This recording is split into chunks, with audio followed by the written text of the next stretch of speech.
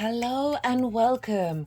This is the All 12 Signs video series for the Pisces new moon that's happening on the 10th of March 2024 at 20 degrees and 16 minutes of Pisces. My name's Chloe. I work with card divination, astrology, and I channel energies through my body.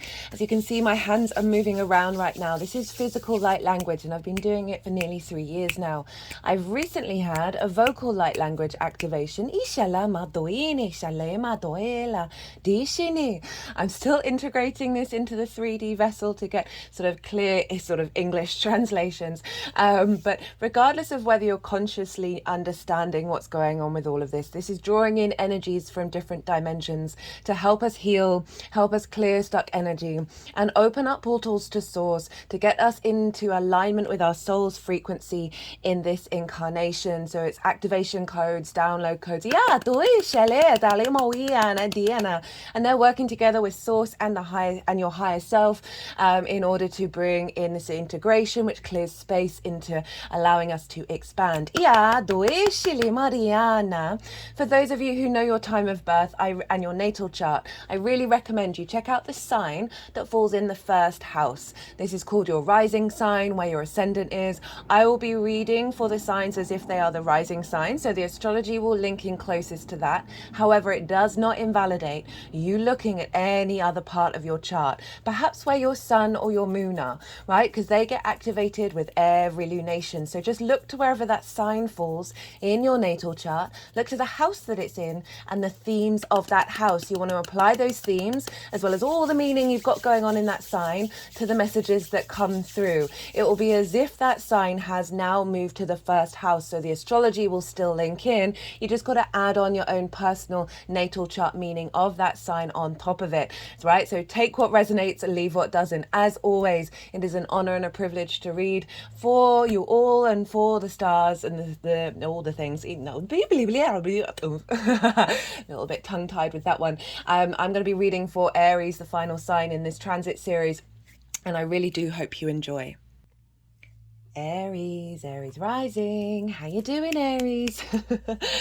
For those of you who Aries doesn't fall in your first house, which is called your rising sign, where your ascendant is, look to the house that it does fall in your natal chart. Look to the themes of that house and apply those themes along with all the other meaning you've got going on in the sign of Aries to the messages that come through. It will be as if that Aries energy has moved to the first house. Even if you don't know your natal chart, but you know that your sun is in Aries, you can just apply the meaning of that energy to the messages. Well, Aries, hello. Well, regardless of whether Aries is your rising sign or not, Pisces is next door to you. This isn't a traditional aspect. It's called inverted. And we're dealing with 6 different energies trying to work with one another. Aries, you are cardinal fire and yang in nature. Pisces is mutable water and yin in nature. I love the combination of Aries and Pisces. I think it's incredibly powerful. The air and water combination, but the inverted energy, right? What's the best way to explain this? Oh, hello. The star's been showing up a fair amount for people. That say you're sitting next to somebody, but you're both facing forwards. You don't have that direct line of clarity of sight, right? So, oh, hello, Jupiter. Oh, share. Lots of major arcana showing up for you straight off the bat, Aries. But you can sense that you're sitting next to someone. Yes, you might not be able to see them, but your spidey senses are going off. All the other senses are getting heightened. And, you know, not just the ones that we're conscious of, but all of those are the many layers of the human incarnation. Your energy field, your auric field are blending with one another and sort of like through osmosis sharing information. It's much more of a subtler energy. Subtle doesn't mean not powerful, not strong. And so this is a blend of these 2 signs on the sort of atomic level, right? On the quarks and the subquarks. They're all playing a little dance with one another. Hello, Taurus. Whoa, Aries, these cards are coming out quite fast. That 2 of Cups was in the collective reading and so many of the readings so far. So we've got this I love moons that are, and transits that are next door to each other, because it's a real blending of the two signs in ways that it wouldn't necessarily make a lot of visible sense. It's a recalibration. For those of you who are new and may have missed the introduction, I channel energies through my body from multidimensional spaces. I've been doing the sort of physical movements. Oh, this is an Aries card. It's Sun in Aries. It's the mini Emperor. I've been doing that for nearly 3 years. I've recently had a vocal light language activation. I'm still integrating that in the 3D form. Whether you're conscious of what's going on, they're in alignment with your higher self and source to bring in, clear some energy, activate attunement, and bring in activation and download codes to help you on the next stage of your journey. So this is going to be going on throughout the reading. I'm also going to be breaking down the astrology and obviously pulling some tarot. So next door, wherever Aries falls in your chart, I'm pulling cards for 3 different piles. The first pile is the lead up to this new moon. I work with 6-month cycles, so this is predominantly focused on the last 6 months from the Pisces full moon that we had in Virgo season. What have you been working through? What have you been integrating? And what's your energy just before this new moon will usually be the final card at least. In that pile. The second pile is how all this energy is going, what the energy transfer that will be downloaded into your vessel, right? So I see lunations as portals for activation codes and downloads, and these get integrated into our vessel that then unfold over the next 6 months. And so this is what's coming down in that will then unfold. And the baseline for pile 2 is the collective reading. And so that is where I get to break down the astrology in way more detail. There's it's really beautiful moon, this one. And so I get to I weave the narrative of how all the celestial bodies are talking to one another at the time of the new moon exactly. And that creates a harmonic blueprint that then imprints into us all collectively. I also pulled some collective tarot cards, channeled messages. I really like the collective readings because I get to expand a bit more on stuff. I've got a bit more space to talk about certain practices that I feel called to bring in to whatever transit it is, big themes, concepts, all of that kind of thing. That all goes on in the collective reading. So if you want a deeper understanding of what this moon is doing, go check that out. And then the tarot for pile 2 will be what's on how that collective reading relates to the Aries area of your chart. The third and final pile is how all this energy is going to manifest moving forward. So that's what's going on with the tarot. Now let's crack on with the astrology. So where is this happening for you, Aries rising? Well, it's happening for you in your 12th house, your hidden house, your house of mysteries. This is both an incredibly powerful house as well as a difficult one. Now, regulars, you know, we've had quite a lot of transits going on in the sign of Pisces, so we've been talking about this a fair amount. And this is the unconscious spaces, right? The constructs of who you are. And that so often can be deep in our unconscious spaces, our trauma responses and limiting beliefs, programmings from our very early years that are replications of our natal chart, that are also threads linking into past lives and ancestors. Everything's connected and weaved together. And so this is where we get anxiety, depression, isolation, grief and loss, right? Very difficult, heavy energies can show up in the 12th house. It can also feel quite hidden from you and hidden from the rest of the chart, right? I always say with clients, do the integration work with the 12th house. It will facilitate the rest of the chart. It's basically where the inner work happens. I mean, it happens everywhere, but there's a strong priority here in the 12th house. peeling back those layers, peeling back those trauma responses and limiting beliefs. Why do I feel anxious? What's triggering this? What's going on? What does grief mean to me? And underneath all of that energy is the magic of your soul. The 12th house is a very, very magical house. And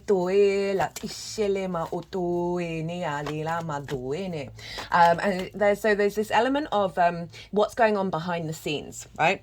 So both in the unconscious spaces and the sort of the hidden, the occult, the magical realm. And it can also, when we've got 12th house transits, just see you spending a bit more time by yourself, got an inner space. It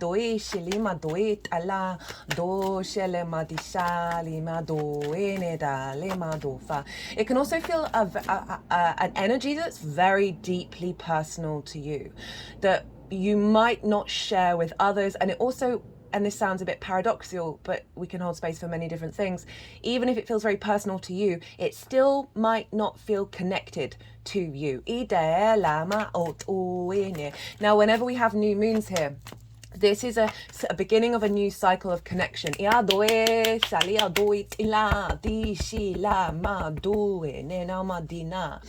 And this is quite a powerful new moon. It's the first new moon in Pisces with Saturn. Last year, we'd already had the Pisces new moon before Saturn had moved in. It is the last new moon that is very closely connected to Neptune. They're quite close together at the time of this new moon. So we've got quite a lot of powerhouse energy showing up here for this new moon. And the new moon is a great time to tap into intentions. Look at all this major arcana. So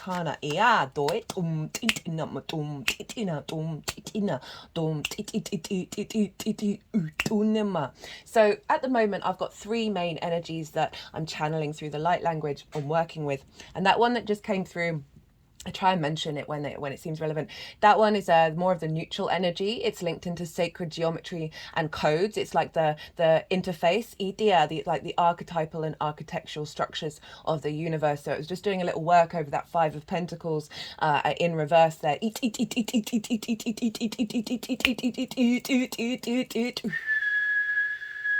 This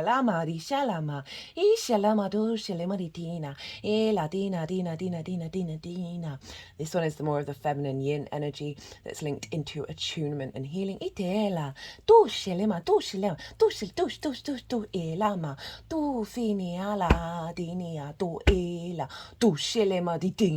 That one's the masculine yang energy that's linked into earth protection and earth manifestation. And these are all working together in order to bring integration of the masculine and feminine and neutral within us, because we have these, they are not gender specific. The yin and the yang of it all. Right, what was I saying? Intentions. So the moon is at her darkest, in her most full yin state, very receptive, and the moon represents our unconscious, our intuition, our emotional body. Where are our needs being met or not being met, and how do we nourish ourselves and others? And so the full light of the sun, the cosmic light, the divine inspiration, the will, the purpose, the animation, the I am of it all, is feeding into this very subtle receiving unconscious space. So this is why it's a great time to plant seeds. Now, well, I'm gonna offer a little suggestion, but I do so honoring and knowing that you are an autonomous being, a multidimensional autonomous being that is here to understand what moves you and what inspires you and doing what's right for you. So rather than listening to what everybody else is doing and saying is about really attuning to your own intuition and your own instincts. But I would say with intentions, it's best to channel the feeling that you'd feel if your intention came true, and then sort of surrendering the how, surrendering the exactness of it all, because our emotional body and the feelings that we have are one of our most powerful tools. However, we're working, that's the whole point of the inner work, is to sort of recalibrate and tap into those true emotions. Now, when we embody that feeling, we are offering that up to the universe to then co-create with us, up to source. And so often source can obviously think beyond our limitations, and then will often trump us in the manifestation of that energy, rather than the sort of having a very sort of broken down, this is what I want, this is what I need. The universe will come along and co-create with that emotional energy in a way that goes beyond our limitations. However, if you are called to, if you've got a real clear clarity of what it is that you want and how you want it to manifest, ignore me completely. But I do find tapping into the emotional feeling rather than the how, right? Sacrificing the how. Really opens us up to co-create. Right, intentions for the 12th house. Right, so it's inner work area, shadow area, but it's also magic. Okay, so working through, maybe setting an intention to elevate your connection to that which is in the unconscious, the limiting beliefs, the trauma responses, the distorted love languages that we learn very early on, starting a new cycle of being able to integrate those. We're not here to shame the shadow, shame the ego. It is part of who we are. The more that we shame and reject and abandon, the louder it gets. So activating a new cycle around that, as well as activating a cycle of your connection to your soul's magic. A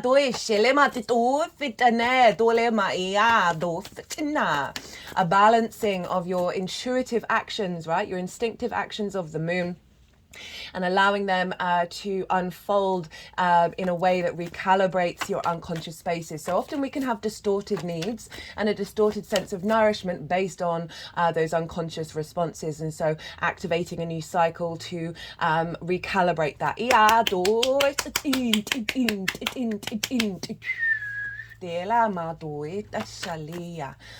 And all of this is feeding into your first house, right? Aries rising. This is the embodiment of your sun or your moon in your actions and your deeds. Depends if you've got a day or a night chart, which luminary it is. And this is your body, your appearance, your character, your sense of self. It is the lens in which often other people see you by, because they see that embodiment rather than what's going on behind the scenes with the sun and the moon. It is your navigator through this cosmic ocean that we call our current incarnating cycle. So you've got this beautiful moon happening. It's very powerful. It's sort of bringing together all the work that we've been doing with the new moon since the hybrid eclipse in your sign Aries last year, of a soul integration in the 3D realm. And a recalibration to that. It's of past and future lives combined in this present one. And we've been going through some difficult let's rewind back to the Ascendant. So we've got this new frequency coming in with the new moon that is influencing your Ascendant behind the scenes. So you just might feel a sort of subtle dissolving over the next 6 months. That you may observe the actions that you take, your embodiment, and how that's changing and evolving, and you'll get clues about what's going on in the 12th house. Right, we've had some difficult it has been difficult astrology over the last couple of weeks. I've really felt the ramp up of the lead up to this Pisces moon. That Virgo full moon was very much a key player in what's setting us up for this new frequency that's coming in with this new moon, of being able to sort of surrender and observe the magical reality and really sort of ingrain that into the 3D. And now then we had a triple conjunction in your 12th house, Aries rising, next door to your Aries energy, and that was with Saturn, the Sun, and Mercury on the same day at the same degree. We're not going to have that for a very, very long time in any sign. And I noticed lots of old paradigms rising to the surface, a lot of confusion, a lot of delusion, a lot of riling against authority, questionings of the sun, of your visibility, of the I am. So you may have been going through a bit of a difficult process, because all of that's been bubbling to the surface in order to be recalibrated and really highlight the journey that we've been on for a long time and how we are in a new paradigm. And you've had a lot of 12th house transits, so this may have found you just going inward a bit more. You may have felt more grief, more isolation. These energies may have got heightened in order for you to sit with them and work with them. The sun moving through the 12th is is very much shining a light in the darkness, so having more clarity and more vision. You've had Saturn there for nearly a year. Well, no, it will be a year, I think. And Saturn loves being in the 12th house, so you've had a lot of support there, right? Of really being able to be dedicated to the inner work, dedicated to the occult, to the magic of yourself. And we've started that new cycle. And this is all feeding into this new moon. So what's going on in the sign of Pisces? We've got Saturn, Sun, the moon, and Neptune. Now Saturn can bring up difficult energy. I would recommend checking out, if you haven't seen them, I've done 3 transits of Saturn in Pisces. I still recommend the first one because I break down in the introductions the major themes of Saturn being in that sign, and as well as the themes of the 12th house in that first series. The third series is the current transit of Saturn being direct. Now Saturn is all about integrity, authority, commitment, maturity, and your legacy, but can shake things up in order to get you to this space, and it can provide limitations, restrictions, isolation, frustrations. It can dim the energy of the 12th house in order for you to really go into the darkness and bring the light out.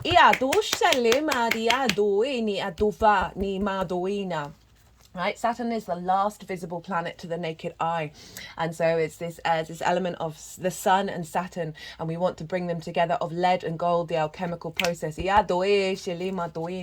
we're undergoing.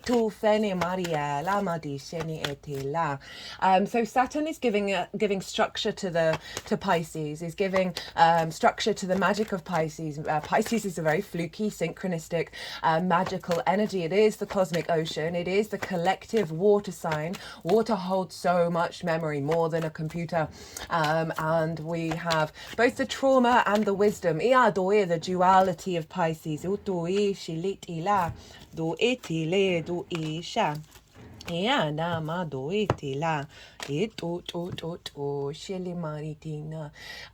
I got a bit distracted there. What was I saying? The duality, the mutability of Pisces, the two fishes that's attached together but swimming away, the light and the dark, and being able to hold space for those things, and shift and change into a new understanding of it. So Saturn is giving you a sense of maturity, a sense of commitment to what is going on behind the scenes, giving more strength and the ability to look at things from a more mature light, and connecting to your legacy of your magic of your soul. Now the Sun and the Moon, as I said, this is a new cycle, a new download that's coming in, that you will then unfold over the next 6 months, and Neptune's there as well. Neptune has been the one kicking up a lot of delusion, a lot of miscommunication, a lot of illusion, in order for us to be like, oh, this feels strange, this doesn't feel like it's helping us recalibrate to our intuition of what's real, all right, as much as we can get to it, and what isn't, and so it's been bringing up old paradigms that are in fact old delusions in order for those to be broken down. Now Neptune is both the martyr and the mystic, so you may have noticed some martyrdom come through in order us to recalibrate to the true mystic within ourselves. And Neptune is linked into the film industry because it's about bringing different realities into our own. And so Neptune is, for me, the connection to source, all the dimensions, all the realities, the multiverse, all the frequencies, the whole essence of source, right? And its multiple possibilities. And so it can bring in hypersensitivity. It can feel overstimulating because there's so much going on. But the key thing with this moon is it's bringing the unknown reality that is source, right, into our own and Saturn is solidifying it. So this is really heightening our intuition, heightening our psychic abilities, our channeling abilities. We're all psychics, we're all intuitives, we're all healers, we're all shamans. This is the role of the species. And so it's strengthening that, us having more faith, right? Pisces is ruled by Jupiter. More faith, more confidence in it. Now, Mercury is close to this moon, and it will have just moved into your sign, Aries. It's going to retrograde in your sign. I will be doing a Mercury retrograde series. in the sign of Aries, and it's at 0 degrees of Aries. I love Mercury in Aries. I'm a big fan, right? It can be a bit rough around the edges. I often find I swear more when I'm doing those transits than I do for the rest of the year. I mean, I'm British, I swear, but I do try and be really mindful of it on this channel. And it's just sort of, you know, Aries, you understand, right? The sense of the I am of it all. The spark of spirit, very independent, right? Going into new frontiers, wanting to embody existence from your own experience. Mars is a very independent energy who rules you. This element of wanting to take action, to move, to go, but it's cardinal, so you initiate. And Mercury being here is a fast downloads. I find Mercury in Aries, this is when you can send out a question to source, get divine inspiration, lots of clarity, lots of sort of zings that you then instinctively act upon, very fast downloads. And what Mercury is doing is interfacing this new psychic reality into the Aries area of your chart, into our ability to connect to our soul, first fire sign, connecting to your soul and interfacing that onto the 3D. We've got a lot of earth energy showing up with this moon, and this is bringing that into reality, into the 3D. So this is in your first house, so this is connecting the first house to this moon of your embodiment of self, right? Your understanding of self, with this new cycle that's going to be clearing away some trauma responses and activating your soul's magic. So we've got a recalibration of your connection with your unconscious spaces. And Mercury is going to be quickly interfacing that into our instinctive responses. Taking us into a new frontier, breaking boundaries and going out into the unknown from our own current experience. So the only other major aspect that I'm going to talk about is, the rest is all in the collective reading. There's some fun stuff in there, so do go check that out, is the sextile to Uranus, right? Uranus is over in the sign of Taurus. Sextile is an aspect of Venus. This is a soft, easy, free-flowing aspect. Venus wants to connect the dots. She wants to harmonize, brings grace, a sense of love and appreciation and creativity, right? So this is like sort of creative brainstorming between those two yin signs that are different elements and different modalities. So you get to play. And so we've got this with Uranus in the sign of Taurus, and Taurus for you is in your second house. It's next door to you as well. So you're kind of being sandwiched between these two next door energies. So lots of biosmosis energy, slowly recalibrating you. Uranus is, second house is the skills and tools that you have in order to manifest in the world and make regular income. It is your resources. It is the things that you value, and most importantly, how you value yourself. Now, you've been going through some transformative energy with that because you've had Uranus there for a while. Uranus is the liberator, the path clearer, the breaker of chains. It is different to all the other planets in the solar system, and it doesn't care. It's not bothered, right? It is very confident being itself. It's very uniquely independent. It's very electric and very innovative and very maverick in its energy because it doesn't conform. So it's not sort of towing the party line. It is breaking outside of the lines, breaking out of tradition and convention. And so it can disrupt our energy because it's trying to liberate your soul in this incarnation. And if we're not doing that work, it will come along and shake up our lives. So I had a big Uranian transit where my whole life blew up, all of it, every area of my life, poof. And that is because I was very committed to my old profession and the person that I worked with. I'm very loyal. It was to my detriment, and my soul was breaking. Every area of my life was just, I felt completely trapped, but I couldn't see a way out. I got really lost in mental health, and it was a very, very difficult time. And then Uranus was like, hey, you, come on, sort it out. And then blew up my whole life. And that's led me to where I am now. And I am the most at peace with myself than I ever have been. And I've suffered from mental health issues my whole life. It's in my chart. Hello, Moon square Saturn. But I'm just saying this just in case things have been disruptive, especially around your resources, because that can be a little unnerving, like the way that you bring in money, and changing in your value system, right? And that can be the second house is really powerful, and that can be really disruptive. But right, let's talk about this moon. So I went off on a bit of a sidetrack. So Uranus wants you to know your value and not have your value be distorted by the exterior world. Could have been bringing new opportunities around the way that you understand your skills and tools, electrifying them, and helping you break out of convention in the way that you may have used them in the past.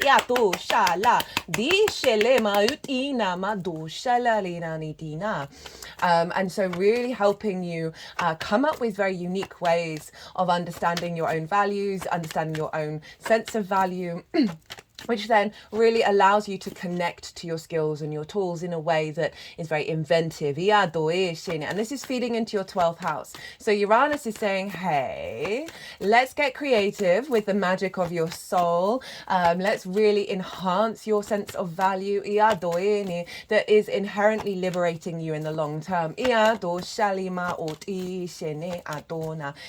Uranus can also be highlighting, okay, these are the distorted value systems, right? So often, say, as a species, we struggle with self-worth, right? Even if those who seem really confident, it's usually because there's some real vulnerability in there that they haven't looked at. Uranus is saying, hey, these are some distorted value systems. So when we've got distorted understandings of our own value, we can then prioritize certain things that are actually causing us to neglect ourselves or diminish our value because we're mirroring that from the inner space. And so Uranus is going to be helping crack those open. It is shaking those up, breaking those chains, clearing those paths in order for the unconscious responses to dissolve in the ocean. And this is from a place of love. It will then create more space for the magic of your soul to come out. And this is all integrating into your first house. Your embodiment of self.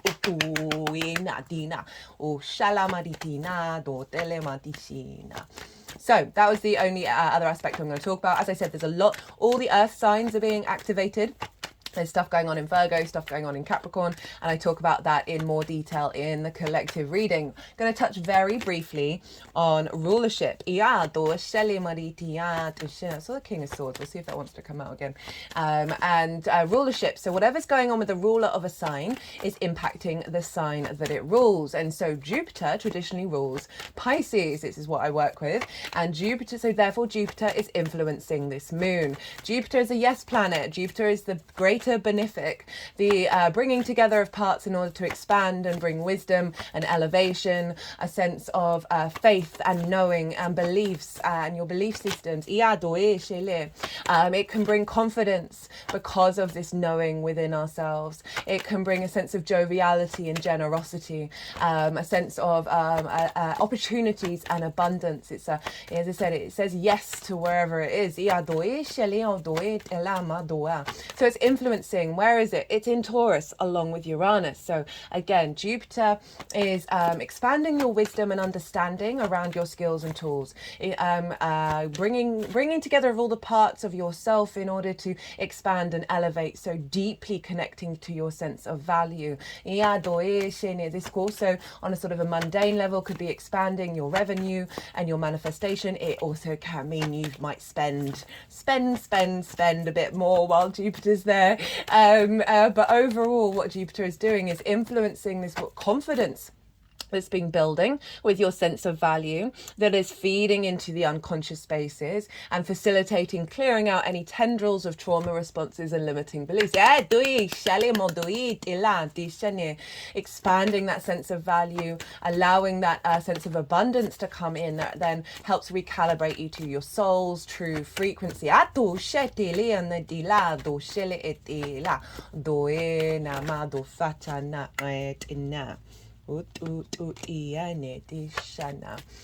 Venus rules Taurus, so Venus is influencing what's going on with Jupiter. And Venus is over in your 11th house of the house of good spirits, hopes and dreams, friends, groups and alliances, and reaping the benefits from your 10th house, which is your career and your life purpose. Now, Venus moving through the 11th, you may have found yourself going out with friends, groups and alliances a bit more. You may have found more connection to your hopes and your dreams, the desire to take steps to manifest, bring them into manifestation, and just really getting a bit more support and validation and a sense of connection to being appreciated, being valued from your career. Venus is helping recalibrate that frequency that came in with the Aquarius new moon, as well as the information from Pluto that she picked up of taking us more closer to our universal truths, a higher frequency. So you may have seen an elevation in your hopes and dreams over the last month. She'll be moving into Pisces. I think it's just over a day after this new moon, and she's exalted in Pisces. So if you've been going, this is the place where Venus is raised on high. And so if you've been going through a difficult time, Venus moving into the 12th is going to help ease this and connect the dots. She's been connecting the dots of understanding how to bring your hopes and dreams into being. You feeling a bit more ease when it comes to being around others. Now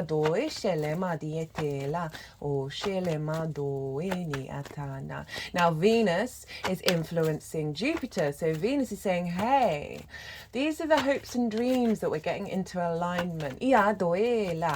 This is how, there's charm coming through with Venus of how we want to be seen in friends, groups and alliances. These are our desires of what we're reaping from our 10th house, and feeding it into Jupiter of saying, now expand that in the deeper understanding of the value system, a deeper understanding of the skills and tools that then help manifest these desires that Venus is bringing in.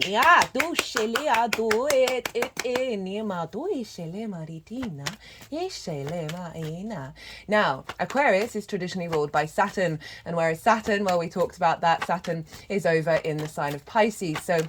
So this Piscean new moon is influencing Venus, right? Of the magic of your soul, your deep connection to your intuition and your psychic abilities, the heightened synchronicities that are leading you to a deeper understanding of your magic. Finding peace and empathy and compassion for any difficult energies that you have in the 12th house, of bringing connection and integration. There's an alignment, and clearing out unconscious blockages around your hopes and dreams, manifesting around connecting to groups and soul family, and reaping the benefits from your 10th house. Doesn't just have to be money, it can be spiritual and emotional rewards as well. So Saturn saying, hey, let's get this in alignment with the longer term expansion going on in the unconscious spaces, to Venus, and saying we're harmonizing this. And then that is all feeding back into the value system. So we've got a feedback loop between the 12th, the 11th, the 12th, and the 2nd of unconscious responses, shifting from trauma to magic, that then help bring in more resources and more ability to manifest your hopes and dreams. Resources doesn't just have to be money, but it could very well be bringing in perhaps more clients, that you then start getting more regular income on a regular basis. More visibility with friends, groups and alliances that leads to more connections, that then potentially leads to a boost there because of the releasing of distortions around money, around value, around connection. Right, that is everything that I wanted to talk about. There's a fair amount more, but as I said, that's in the collective reading. Look to where your sun and your moon are in your natal chart. Look to the themes of the houses that they're in, because you might want to apply those themes to intentions that you might set around the new moon, because they always get activated with every lunation. So you might want to apply you might want to apply sorry, I just get a bit distracted when they start cutting the deck. Still haven't calibrated that way of doing it yet. I'm so used to doing jumpers. what was I saying? Yeah, you might want to bring those themes into your intentions, because they get activated, and also those themes might show up around the new moon as well. Often we get clues around the new moon about how it's going to unfold in the long term, as well as old versions of self. We've got Justice at the bottom of the deck, which is your 7th house, Aries rising opposite your sign. We're heading into eclipse season as well, by the way. The next moon will be an eclipse in the sign of Libra, and then we will have the solar eclipse in your sign, Aries. So we're heading into some big energy. But the 7th house is one-to-one relationships. This can be business partners, one-to-one clients. Yeah, and that's what popped into my head because we're dealing with a money house as well. That there might be this might be bringing into balance, more clients come in, as well as balance in your one-to-one relationships. Anyway, I'll get to that in a second. Right, I'm going to go consciously quiet and soften my mind. This means the energies are going to move through me. They're going to move the cards around. They'll do some physical and vocal light language, and then they'll put the cards into the 3 piles, and that is when I will bring in the tarot. I call you to soften your mind as well. You just had loads of information. Don't try and overthink it. Let it all settle into your unconscious space, and then see what your intuition brings to you while we have this bit of channeling. Do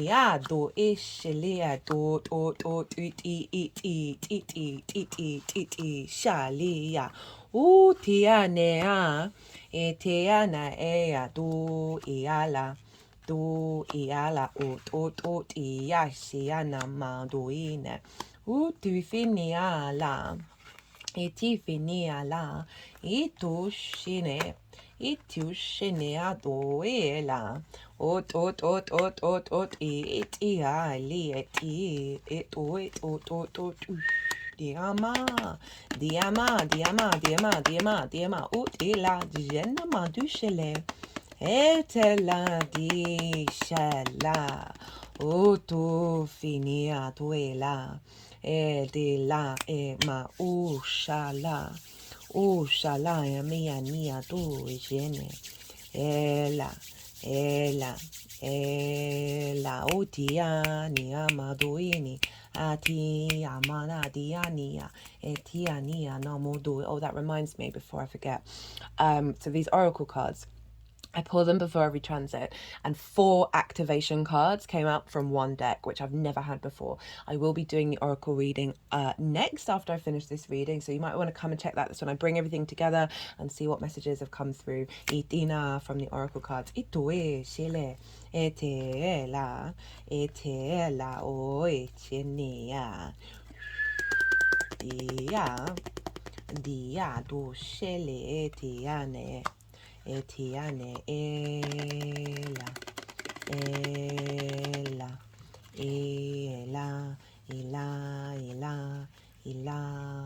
Oceania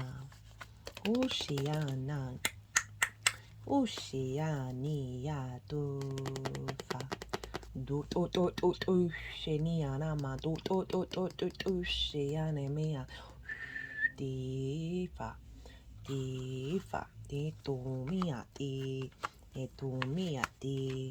ela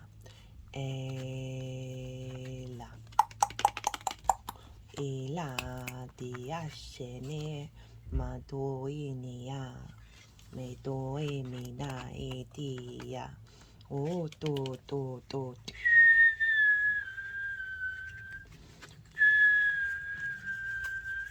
Diana ila doisela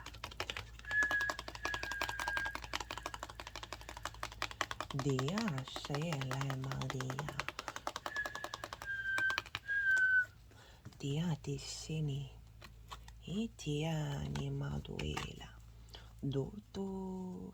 doshiana doshi di nama ila doise etufali marula dola di shiela madiana oh ya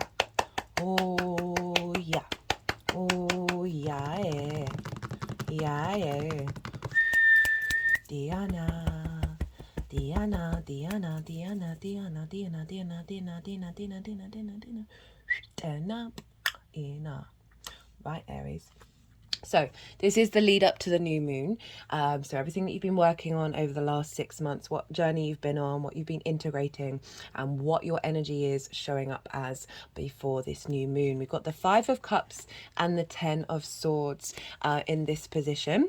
And then we have Temperance, 7 of Swords, Page of Cups, Knight of Wands. So whenever cards show up like this, it feels like it's a limbo phase, right? They are neither very, very loud nor completely disappeared. And so in the 12th house, this feels... We've got grief here, which is very appropriate for the 12th house.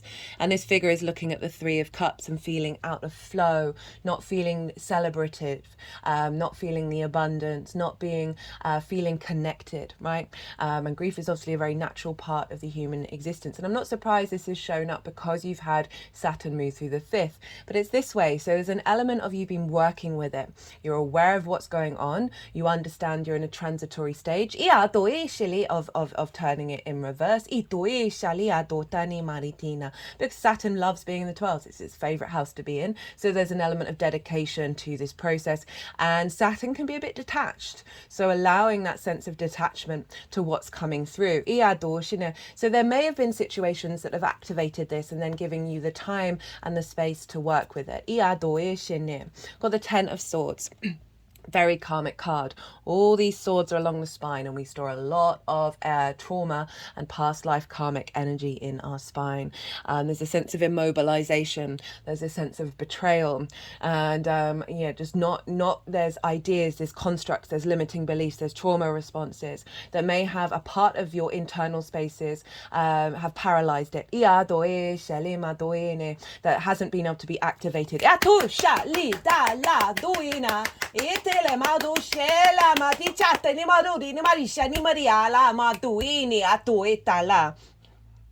like that one.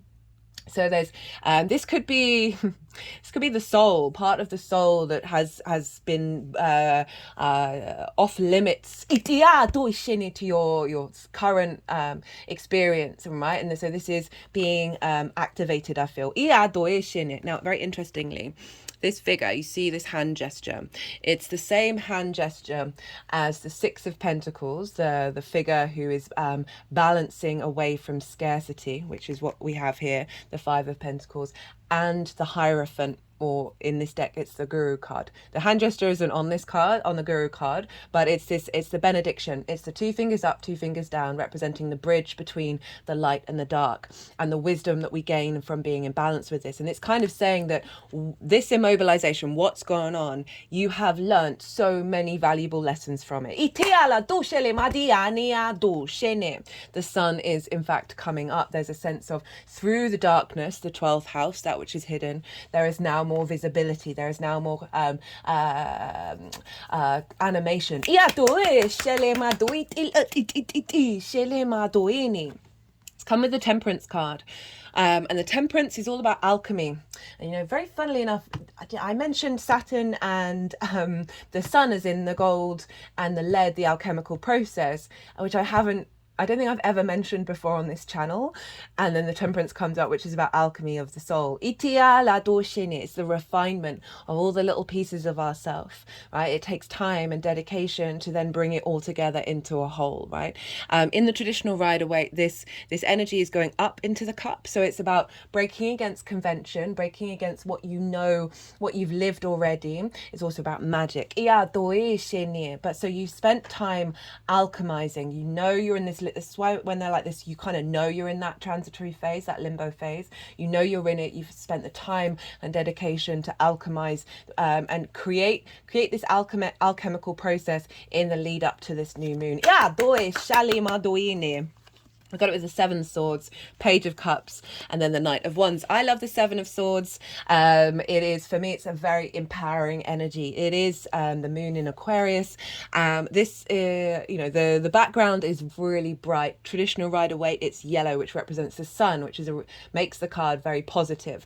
This figure is stealing away the 5 of Swords. The 5 of Swords is about conflict. It's about domination. It's about the bully and the victim. It is about winning the 3 of Swords, Swords in the Five of Swords.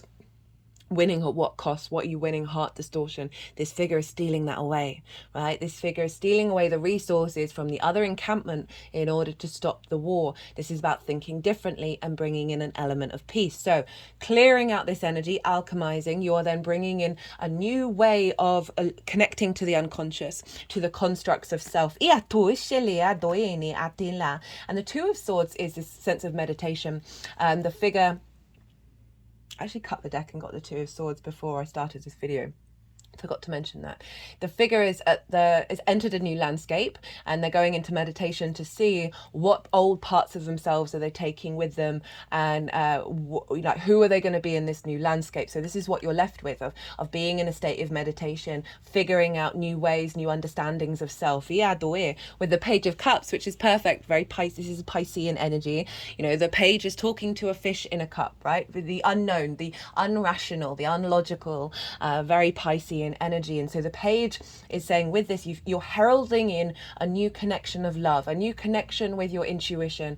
Pages bring in messages. They're very excitable. They've just entered the court, so they're figuring things out, and they're expressing and communicating. They're just so excited. But this is saying that the moving away from the swords, you've now brought in, through clearing out some limitations, you're now able to really connect to that which is hidden, that Piscean energy, that water energy of the magic, of the synchronicities, and that's been building and building and building, because your final energy is the Knight of Wands, and this is kind of you in the lead up to this new moon. It's like you are racing to go. You can kind of feel the new energy showing up. This is the embodiment of fire, sort of very Aries energy, the desire to roam in this new territory. There's also pyramids in the background, which represent deep transformation and healing. And there's this sense of you feeling quite confident roaming through the unconscious spaces.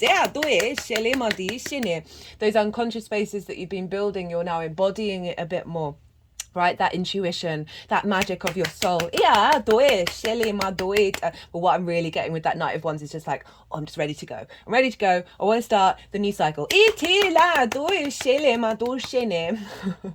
Right, the energy that's going to be downloaded into your vessel, the frequency that will then unfold over the next 6 months. We've got Jupiter, the Wheel of Fortune, got the King of Pentacles, the Two of Cups, the Three of Wands, and the King of Wands. So we've got big king energy showing up. That's been happening a lot. There's a real, with that Saturn energy, there's a maturity and a confidence within ourselves. So the Wheel of Fortune, this is what you can sense.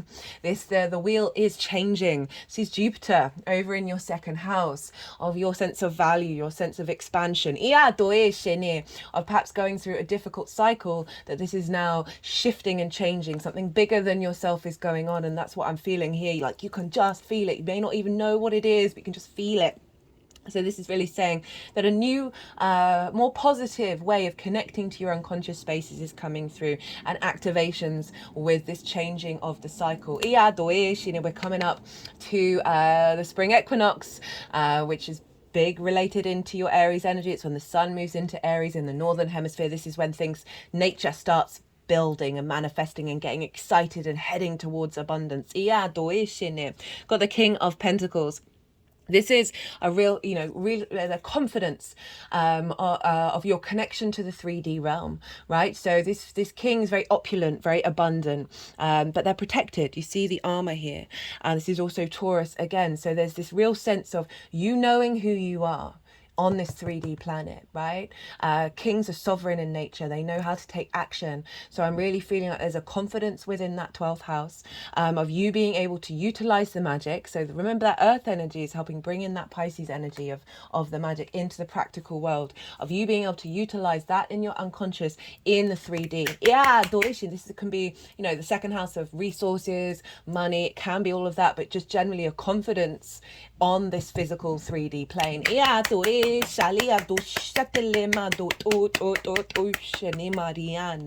And it is very abundant. It's moving away from the grief, from the lack of abundance, from the limitations. This is all action, movement orientated, of things being in motion rather than limited and stagnant. It's come with the Two of Cups, which I love for the 12th house, because Two of Cups for me is about unity, dignity, honor, respect from a place of love. Now we've got the masculine, feminine, and spirit all in union with one another. These people are eye to eye. They respect one another. There's an element of unity with you, with your soul, you with your unconscious, with your shadow. There's a integration energy.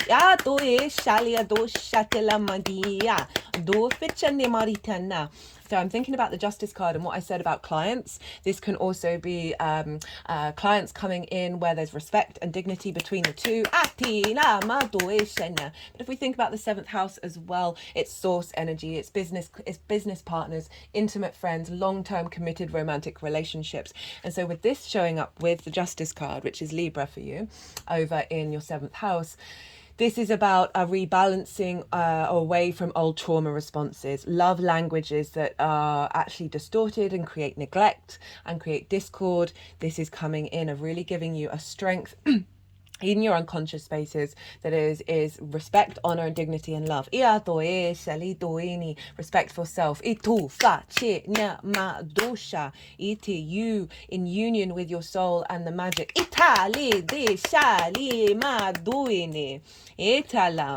And remember that Seven of Swords stole away the Five of Swords, and this says make love, not war, right? So really recalibrating any conflict that's been in the unconscious spaces. And through your intuition, through your creativity, your emotional feelings, you are more in union. You are more in harmony. There's an element of communication. Then we've got the Three of Wands, and this is what that Knight of Wands is after, the new journey, right? This follows the Two of Wands, which is all about preparation, long-term manifestation. You've done the prep work and now you're embarking on a new journey. This figure is on the cliff, right? Remember, it's Sun in Aries, the mini emperor. They are on the higher ground. They are confident in the decision and the new space and where they're headed and what they're doing. They don't necessarily know the journey that these ships are going to go on. They don't know the end result, but they are present in the moment and they are confident. And this is like the beginning of a new cycle. Again, we've got another card that has armor on it, this sense of protection, this sense of feeling strong within your unconscious spaces. This is you confident in those spaces, you seeing the power and the magic and how to utilize that in your fire energy, in your embodiment of self. Speaking of more fire, so we've got King of Wands, so two kings showing up here. So this is again that sort of Mercury energy that's integrating it into your Aries part of your chart, of your embodiment with confidence and passion and creativity and independence, taking action and sovereignty with that unconscious space in the way that you move through the world. And also through this recalibration, you're really confident in your own value. And if you think about Venus, of that sense of reaping the rewards from your 10th house and friends, groups and alliances, soul family, of you being seen in a more confident light and with more authority, people coming to you for your skills, for your tools, because they know the king's going to do a good job. Right, how this is going to manifest moving forwards. So we got the Hierophant, which I talked about with that 10 of Swords. In this deck it is the Guru, the Star, the Lovers, and the Five of Pentacles in reverse. Now the Guru is Taurus energy. So again, we've got the Jupiter card, we've got the Taurus card, we've got the King of Pentacles, so a big focus on that Taurus energy of your sense of value and your ability to utilize your skills and your resources. This is a level of commitment with the Guru card. We are all gurus, we are all students, we're all teachers, we're all students. But the Guru represents this sense of embodied wisdom. Having gone through the stages of life, you are now... There's more confidence, there's more understanding of self in relationship to your journey, and you're able to embody this. That Taurus energy. And the Guru and the Hierophant shares that wisdom with others. So with this confidence in your unconscious spaces, there's an element of making peace with everything that has gone before you in this lifetime and many others. And through that peace that's coming through, able to share that wisdom, right? And really being able to embody those skills and tools.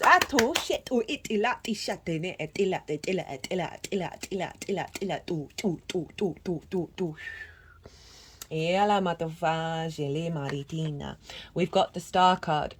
The star is uniquely themselves. They are unclothed. They are rid of masks. So there's a real element of you deeply connecting to your soul, to understanding your 3D and your galactic heritage, and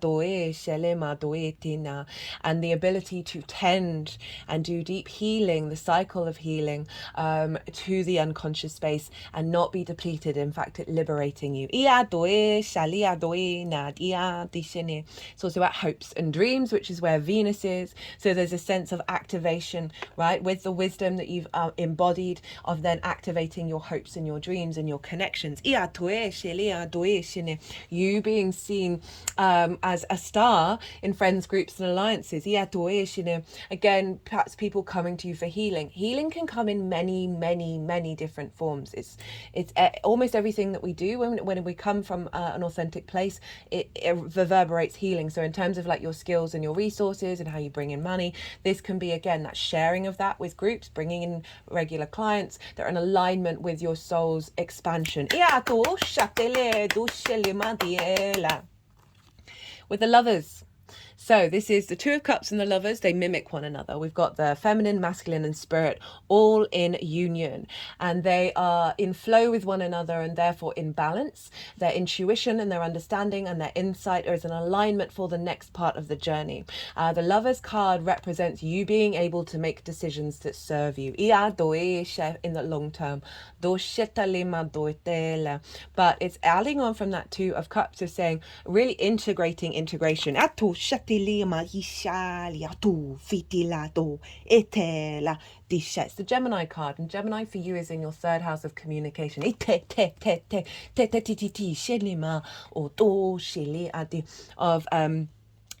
the way that you express yourself being more in union. For some of you, again, that love language energy, which then brings distorted, so love language that can form neglect, can bring distorted sense of value, distorted sense of value systems, that you're no longer connecting to value systems that are a distorted aspect of love. Which is a really powerful transformative energy, because you're more in alignment. So I'm just sort of getting like relationships that you have, whether that's friends, bosses, romantic relationships that sort of reinforce lack of worth. I feel like that is getting cleared out. Got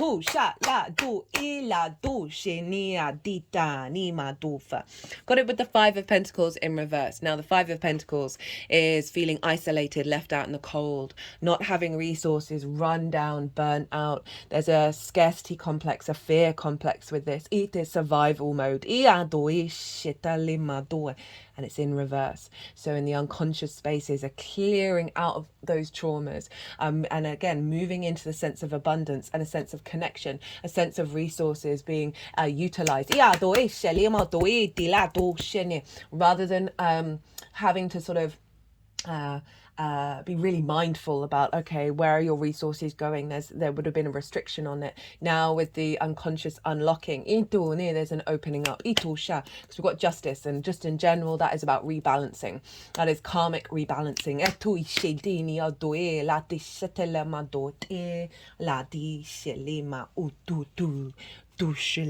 Cut the deck and got love. Like a big love bomb in your unconscious space. Which is drawing towards you more abundance and more thriving mode rather than scarcity mode. Rather than survival mode. Cut the deck again and got nature. Reconnecting to your innate nature. And that just becoming embodied. Right. I was doing that deck first. Oh, didn't mean to do that. Right, let's get some qualifiers. and see what wants to come through. All the decks in the description box. The one that I'm shuffling right now is the First Light Tarot. This is the numerology deck, although there's not much numerology on it. Source, love and light. Okay, really backing in this we're bringing source into our reality. Ito e she la do sheni ala ma di sha la. Just with that ease in the unconscious, it really then ripples out in the rest of our chart. Right, let's get one more. Another nature card, perspective. So again, double confirming you are reconnecting to your soul beyond the trauma, beyond the limiting beliefs. And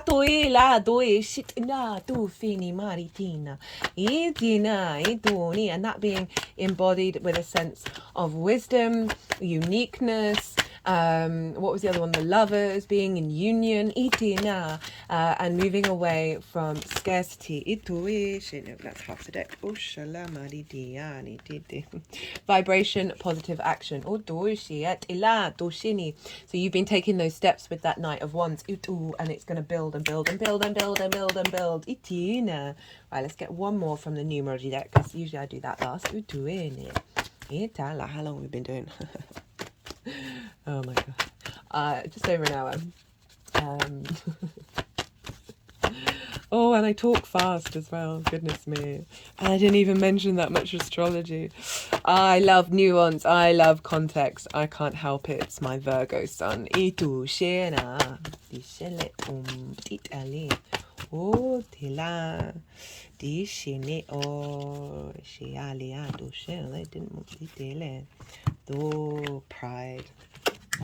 Pride in self, right? Really, like, again, that's the opposite of lack of worth. In a really healthy pride of just being confident and mature in yourself and committed and in alignment with your legacy. Right,